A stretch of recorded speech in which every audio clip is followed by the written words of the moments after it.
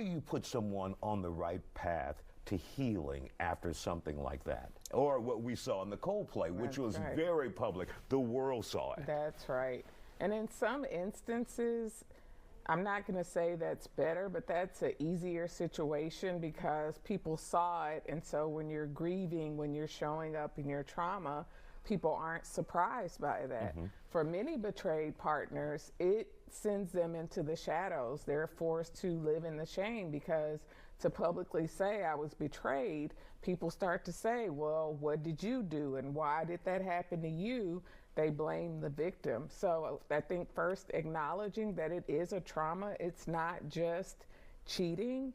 It is a traumatic experience. It is a form of relational abuse, and it causes great harm to the betrayed partner. And have you pulled some people off a dark path where they considered, like, why is it worth living anymore?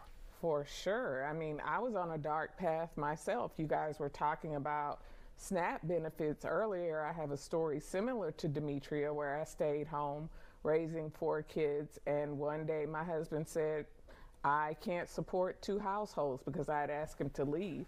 So he took... Did you know about the other household? No, he wanted his own household. Okay, got it. He wanted his own household.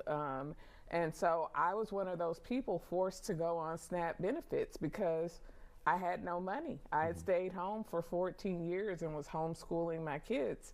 So I quickly went from thinking I'm living my dream life to being in my worst nightmare. But when you have children to take care of, there's no time to grieve. And then again, to try to talk about it publicly, people don't understand betrayal trauma. They make jokes about it. They make light about it. So most partners who experience betrayal talk about life, we call it D-Day, Discovery Day, life before D-Day and life after D-Day. And life after D-Day is never the same. No matter whether you stay, you leave, you separate and get back together. When you consider and do a reflection on your relationship, or while you're in that relationship, should you look for the signs? Are there signs, or are some people just good as hell and there are no signs? That's a great question. So it's called deception for a reason, right?